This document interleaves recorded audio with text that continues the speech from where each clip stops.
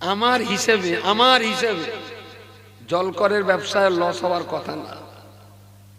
আমি জলকরকে নিয়ে খুব অনেক সময় দিয়েছি, আর অনেক মালিকের সঙ্গে এই নিয়ে ঝগড়া করেছি বোঝার জন্য। বুঝবার করে আমার মনে হয়েছে জলকরের ব্যবসায় কখনো লস হওয়ার কথা না। হয় কেন? তার করা কারণ আছে।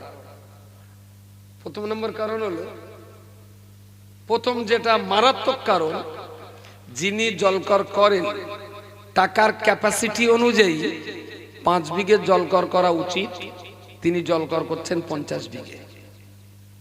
একে বাংলা ভাষায় বলা হয় ওজনের চাইতে ভোজন বেশি। বুঝতে পারেন? ঢোড়া সাপের গাল 1.5 ইঞ্চি চওড়া, সে যদি 10 ইঞ্চি চওড়া ব্যাঙ ধরে, ধরে কাবদাকাবদি করবে, কিন্তু গিলতে পারবে না। একটা সময় ব্যাঙটা একটু জব্দ, সাপও জব্দ, কারণ গালাসি বেড়ে গেছে। ওর আবার 3 দিন গরম পানি ছাঁক দিতে হবে সাকে, তারপরে গালাসি সারে। যার যতটুকু ব্যবসা করার আল্লাহ যোগ্যতা দিয়েছেন ততটুকু ব্যবসা করুন, এটা আল্লাহর শরীয়তের বিধান। জলকর মালিকদের ব্যবসা করার ক্যাপাসিটি থাকে 5 বিঘের, এরা 50 বিঘের রিস্ক নেয়। নাম্বার 1 মনে রাখবেন। নাম্বার 2, আমার যদি ব্যবসা করার মতন 1 লাখ টাকা থাকে, আমি ব্যবসায় লাভ হবো 20,000, 80,000 টাকা বাড়ি থাকবে। কেন থাকবে? বাই চান্স যদি এই বছরে লস খাই, তাহলে আমার কারোর কাছে হাত পাততে হবে না, আমার পিছনে ব্যাকআপ দেওয়ার মতো এখন 80,000 আছে। এবছরও জলকর করব, আমার যদি পুরো 20,000 জলকরে ডুবে যায়, সামনে বছরে আমার টাকা দিয়ে আমি আবার ব্যবসা করতে পারবো। দ্বিতীয় বছরে লস, তৃতীয় বছরে ভাত পাততে হবে না, আমার এখনো 60,000 আছে, আবার লাভ হবো 20,000, লস। তাহলে ক হাজার গেল? 60,000 চলে গেল, আছে আর ফের 20,000 টাকা আবার নামাবো। আল্লাহ একে বছরে ছপ্পর ফাটানো লাভ এমন দোয়া দেবে, একে বছরে 1 লাখ টাকা ভেবে 10 লাখ হবে। লোকের জলকর পাড় ভেঙে মাছ বেরিয়ে যায়, আর কারো জলকরের পাড় ভেঙে নদীর মাছ জলকরে ঢোকে। জলকরওয়ালা যদি বেঈমানি না করে আমার কথা মেনে নিতে হবে। বহু জলকর ডোবার পরে লাভ হয়। জলকর ভেসে গেছে কিন্তু তার লাভ হয়েছে। তাহলে দ্বিতীয় নম্বর বললাম, যতটুকু ক্যাপাসিটি ততটুকু করবেন, পিছনে ব্যাকআপ দেওয়ার জায়গা রেখে দেবেন সবসময়। 3 নম্বর, একটা বিপর্যয়টা হলে এই, লস হলি সারা গ্রামের লোক জানবে, লাভ হলি কেউ জানবে না। বউটার সঙ্গে বলবে না, বউটার সঙ্গে বললেই বলবে তোমার সে চুরি দেওয়ার কথা, চুরি দাও। কিন্তু কবে থেকে আমার বলে এসতেছো যেটা হাত দেওয়া, সে তো দিলে না, এবার তো মাল মেরে যখন দাও, লস হলি সব জায়গায় নাকে কাটবে। উফ, যা সর্বনাশ হয়ে গেল ভাই, যেন 7টা বউ একসঙ্গে মরি। সারা দুনিয়ার লোক জানবে যে রশিদি জলকরে লস হয়েছে, কিন্তু যে বছর লাভ হবে, লাভ হলে কেউ জানবে না, শুধু ও জানবে। আর ওর যদি কোনো সাইট দন্তান্ন একার থাকে সেইটি জানবে, বউ জানবে না। বউ জানলে মাল ছাড়বে। দন্তান্ন একার যদি বুঝতে না পারেন পরে ফোন করবেন, বলে দেওয়ান মুফতি সাহেব আমার খারাপ কথা বলতে বারণ করবে। 4 নম্বর, জলকরের জমি 10 বিঘে করবো, আমলনামা হয়ে যাবে। আমলনামা হওয়ার পর 12টা কাঁটাতে টাকা তুলে 13 নম্বর কাঁটায় মাছ দেবে। বুঝতে পারেন? বসিয়াট কাঁটা, আকন্দবাড়ি কাঁটা, মাটিয়ার কাঁটা, ওদিকে হাড়োয়ার কাঁটা, রাজারহাটের কাঁটা, খড়িবেড়ের কাঁটা, রাজারহাটের কাঁটা নেই, খড়িবেড়ের কাঁটা, এই সমস্ত কাঁটার থেকে মাছ জলকর চাষের জন্য দাদনের টাকা নেবে, আর মাছ ধরার সময় সেই মাছ ধরে দত্তফুলিয়া বেচতে যাবে। বুঝতে পারেন? অভিশপ্ত। 6 নম্বর, আপনি জলকরের গোড়া এলাকায় আছেন, এক বুড়ো চাচা লাঠি ধরে টুকটুক করে আস্তে আস্তে ও নসিদ, নসিদ জল করে আসিস বাবা? কেডা? আমি তো রবিবার খালু। তা খালু, তা খবর কি? না খোকা, তোর জল করে আমার সেই 10 কাঠা জমির টাকাটা যদি দিতিস। থঙ্গা জ্বালায়রা জল করে আসার কোনো কায়দা নেই। আজকে কতদিন পর আসলাম, এসি টাকা টাকা আর টাকা টাকা।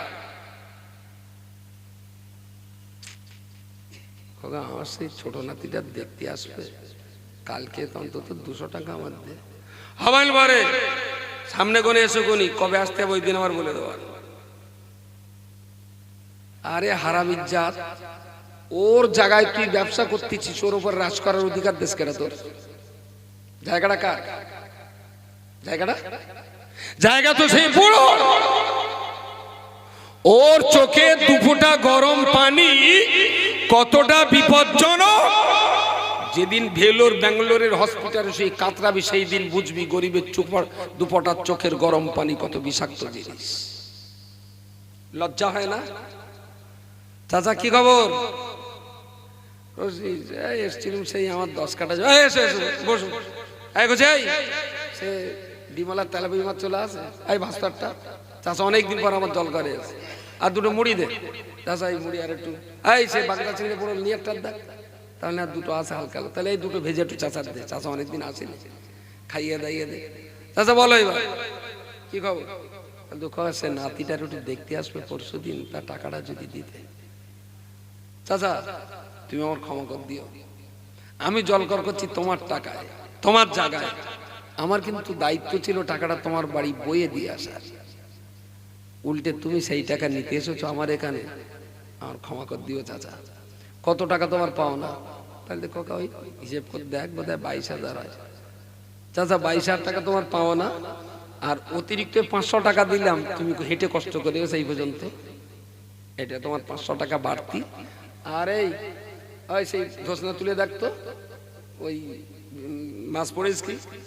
হ্যাঁ মাছ পড়লো, মাছগুলো এই দে চাচার দে, চাচারা কষ্ট করে।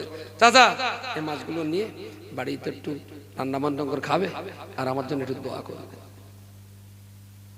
কোন জলকর মালিক করে? পার্টির নেতা ক্যান্টা লিডার যাদের জল করে কিচ্ছু নেই, ওরা যদি একবার দেখে যে ভদা মস্তান এসতেছে, স্যালুট ভদা সাহেব, এক চুল্লু করে এসে গেল ফোটামস্তান। ওই ফোটামস্তান পিস্তল ধরে জলকরের জমির লিজ কম করে দিয়েছে।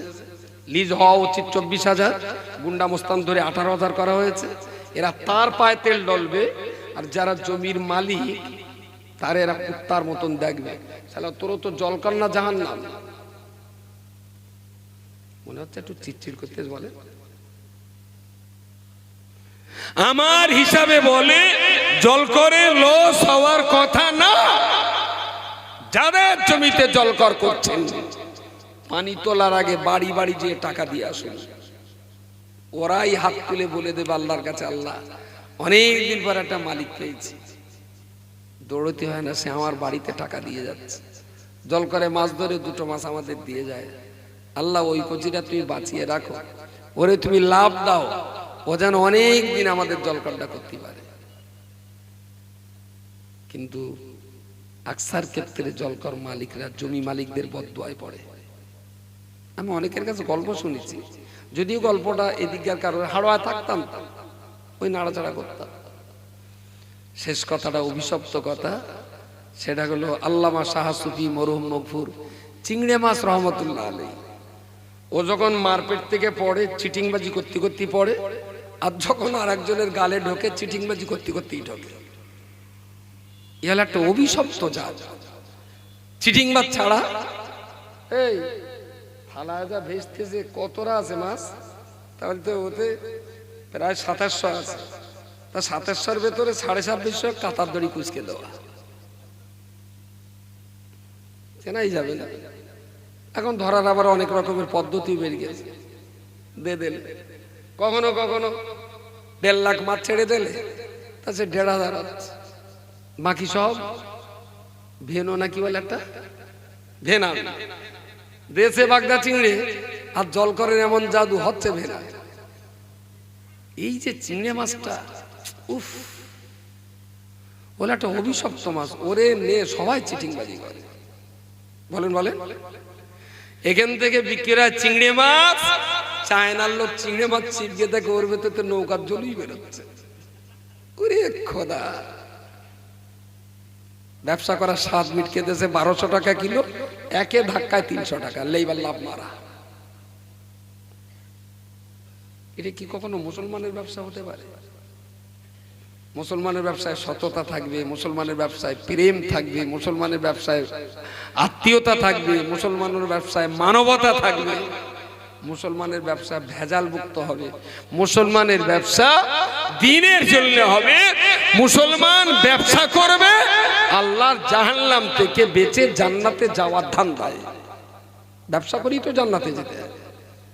আমার জান্নাতই জল কর, আমার জাহান্নামই জল কর।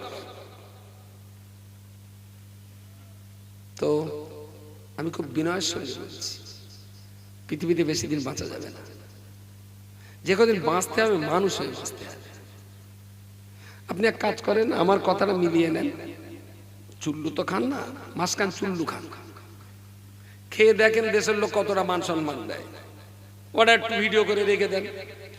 এবারে মাঝখানে একটু চিটিংবাজি করা ধরে, এই আমি সবার চাকরি দেবো, সবাই লাগে সেটা মালকল ঝেড়ে যায়। এরা মাঝখানে চিটিংবাজি করে দেখেন ও জীবনটা আবার কিরকম, এবারে ফেলে টেলে ওই জীবনটা বাচ্চার দে। এবার এক কাজ করে, গ্রামে গ্রামে ঝাঁটাকাটি করে দিয়ে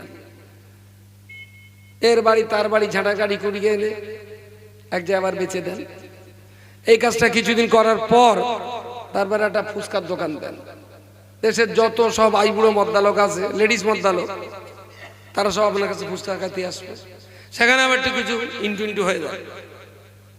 সব কিছু করে ঠোরে এইবারে একটা মাস সময় মতো 5 ওয়াক্ত নামাজ, একেবারেই সত্য কথা, নিপাট ভালো মানুষ, কাউকে ধোকা নয়, কাউকে প্রতারণা নয়, শুধু তো ডাল আর ভাত, মাঠে জোন দেব আর ডাল আর ভাত খাবো।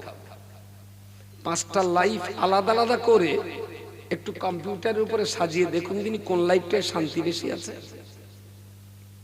শান্তিটা কোথায় বেশি আছে? টাকা বহু জায়গায় আছে, বহু জায়গায় আছে। আপনার টাকার কত আছে হচ্ছে মেটের লতাবুর অনেক টাকা আছে, বেকার টাকার গরম দেখিয়ে তো লাভ নেই। ও অনেকের টাকা আছে, টাকার গরম দেখিয়ে লাভ নেই। আপনার প্রচুর টাকা আছে, 5 ফিল্লি লোকে আপনার গাড়ি দেয়, ওর চাই তো সেই রিক্সা ডালাটাই তো ভালো, যে ডাল আর শাক দিয়ে খায়, সারাদিন ভ্যান চালিয়ে বেড়ায়। গ্রামে যখন কেউ মরে যায় বলে দেখ রশিদ বাদ দিয়ে আমার কবরটা খোঁড়াস। বেচারা ভ্যানালা তাই কি খুব সৎ মানুষ, আমি মরে গেলি জান ওকে দিয়ে আমার কবরটা খুঁড়ে নিস। এর চাইতে জীবনে আর বড় কি পাওনা আছে? রশিদ টাকা নেই, হয় ভ্যান চালায়, কিন্তু খুব শখ করে হাজী সাহেব বলে গিয়েছেন যে আমার কবর রশিদ খুঁড়বে। এটা কি টাকার কারণে, জমিদারির কারণে, সততার কারণে, আদর্শের কারণে, নীতির কারণে? তো আমি তো মানুষের কাছে নিচে আশা করতেই পারি, আমি তো বাঁদরের কাছে নিচে যাই। আমি তো সততা, নিষ্ঠা, মানবতার, মানবাধিকার আমি তো মানুষের কাছে আশা করতেই পারি। এরা তো গরু মারার জঙ্গলের গন্ডার না, এরা তো কাশ্মীরে যাওয়ার পথে সেই বড় জঙ্গল, উটি জঙ্গলের, এরা তো হিংস্র সেই বাইসান না যে সামনে গেলে চটকে শেষ করে দেবে। আমি তো মানুষের কাছে মানবতা আশা করছি। প্রিয় শ্রোতা মণ্ডলী, আল-ইয়াওমা আকমালতু লাকুম দীনাকুম ওয়া আতমামতু আলাইকুম নি'মাতি ওয়া রাদিতু লাকুমুল ইসলাম। প্রিয় নবী মুহাম্মদুর রাসূলুল্লাহ সাল্লাল্লাহু আলাইহি ওয়াসাল্লাম এই কথা যখন সাহাবীদেরকে শুনিয়ে দিলেন, নবী পাকের সমস্ত সাহাবী আনন্দে আত্মহারা হয়ে আল্লাহু আকবার বলে সবাই চিৎকার করলেন, সবাই আনন্দ করলেন, সবাই খুশি। ইসলাম পরিপূর্ণ হয়েছে, আল্লাহর নিয়ামত সম্পন্ন করে দিয়েছেন, আল্লাহ সন্তুষ্ট হয়ে আমাদিগকে ইসলাম দিয়েছেন। সমস্ত সাহাবীরা যখন আনন্দে আত্মহারা 1,20,000 সাহাবীর ভিতরে শুধুমাত্র একটাই সাহাবীর চোখের কোণ দিয়ে ঝরঝর করে পানি গড়িয়ে পড়ছে। সিদ্দিক আকবর রাসূলুল্লাহ শ্বশুর মহাশয় হযরতে আবু বকর রাদিয়াল্লাহু আনহু উটের পিছন দিকে দাঁড়িয়ে গভীর কান্নায় ভেঙে পড়লেন। ওমর নালিশ করলেন, ইয়া রাসূলুল্লাহ, আমরা সবাই যখন আনন্দ করছি, আপনার একান্ত প্রিয় সাহাবী আবু বকর তখন কান্নায় ভেঙে পড়েছেন। আল-ইয়াওমা আকমালতু লাকুম দীনাকুম ওয়া আতমামতু আলাইকুম। রাসূল বললেন, আবু বকর কাঁদছো? সবাই যখন হাসছে। বলছে, হুজুর ওরা হাসছে কেন? বলছে, ইসলাম পূর্ণ হয়েছে তাই ওরা হাসছে। তুমি কাঁদছো কেন? বলছে, হুজুর ইসলাম পূর্ণ হয়েছে বলেই আমি কাঁদছি। তাহলে তার কারণ? বলছে, ইসলাম পূর্ণ হয়েছে মানেই আপনার জীবনও পূর্ণ হয়ে গেছে। আপনি তো খুব তাড়াতাড়ি চলে যাবেন, বেশি দিন তো আল্লাহ আপনাকে রাখবে না। কারণ কোরআনের আয়াত যখন বলছে যে ইসলাম পূর্ণ, তার মানে আপনার দায়িত্ব পূর্ণ হয়ে গেছে, আপনার আর কোনো দায়িত্ব বাকি নেই। হুজুর আমি সেই দুঃখে কাঁদছি। জিলহজ মাসে কোরআনের আয়াত নাযিল হলো, রবিউল আউয়াল, মুহররম, সফর, রবিউল আউয়াল, মাত্র 3 মাস পরে রাসূলুল্লাহ দুনিয়া ছেড়ে বিদায় নিয়ে যায়। এতটা কথা বলবার পরে আমি আপনাদের কাছে অত্যন্ত বিনয়ের সঙ্গে বলছি, আল্লাহর বান্দা চরণ দুলিকে প্রণাম জানিয়ে বলছি, আপনি বড় সৌভাগ্যবান, আপনি বড় সৌভাগ্যবান। আল্লাহ আপনাকে ইসলামের ঘরে পাঠিয়েছেন, আল্লাহ আপনাকে কোরআনের ঘরে পাঠিয়েছেন, আপনি মুহাম্মদকে রাসূল বলবার সুযোগ পেয়েছেন, সৃষ্টিকর্তাকে আপনি আল্লাহ বলে ডাকার সুযোগ পেয়েছেন, আপনি কাবা কি কিবলা হিসেবে পাওয়ার সুযোগ পেয়েছেন। ও বান্দা, আপনি কিন্তু বড় সৌভাগ্যবান। আপনার সৌভাগ্যের চাকাটা উল্টো যেন ঘুরে না যায়। আপনি বড় কপাল ভালো, আপনি দারুণ খুশ, আপনি দারুণ সৌভাগ্যের অধিকারী। একটা বার আপনি আপনাকে অনুরোধ করছি, ইসলামের কাছে আত্মসমর্পণ করুন, কোরআনের কাছে আত্মসমর্পণ করুন, প্রিয় নবীর রেখে যাওয়া কোরআন হাদিসটা বুকে জড়িয়ে ধরুন। ও বান্দা, ইসলাম কোরআন নিয়ে প্রতিদিন আপনার সাধ্য মতো 10 মিনিট, 20 মিনিট, আধ ঘন্টা টাইম অন্তত পক্ষে কোরআন আর ইসলামের সঙ্গে দিতে থাকুন। একটুখানি বন্ধুর সঙ্গে তো বহু সময় দিয়েছে, দোস্ত সময় গোষ্ঠী 14 পরিচিত দোস্ত, ফেসবুক, ওর জন্য তো প্রচুর সময় দিয়েছে। হোয়াটসঅ্যাপের সঙ্গে তো 2 বেলা কোলাকুলি করছেন। একটু দয়া করে প্রতিদিন 10টা মিনিট একটু ইসলামের সঙ্গে কোলাকুলি হোক, অনলি ফর 10 মিনিটস। আপনারা তো অনেক সময় আছে, বহুত সময় আছে। ব্যবসা করুন, এমব্রয়ডারি কাজ করুন, লভাঙা কড়া ভাঙার কাজ, দোকানদারির কাজ, চপ ভাজা কাজ, চাট দোকান, জলকর, ইট ভাটা, যা যা করছেন এর ভিতরে আপনার তো সময় আছে। 10টা মিনিট মোবাইলটা হাতে নিয়ে বা একটা বই হাতে নিয়ে ইসলামের সাথে, কোরআনের সাথে একটু সময়টা কাটান। একটু ইচ্ছা হয় না নবী কি বলেছে একটু দেখি? মোবাইল আছে কার হাতে? কইছে তোর মোবাইল বের কর, নেট অন কর, এআই বের কর। আর কার কার আছে মোবাইল? বের কর, লেখো দিও, লেখো, কি লিখতে বলবো? রেডি রেডি রেডি, মোবাইল বের করো। হ্যাঁ,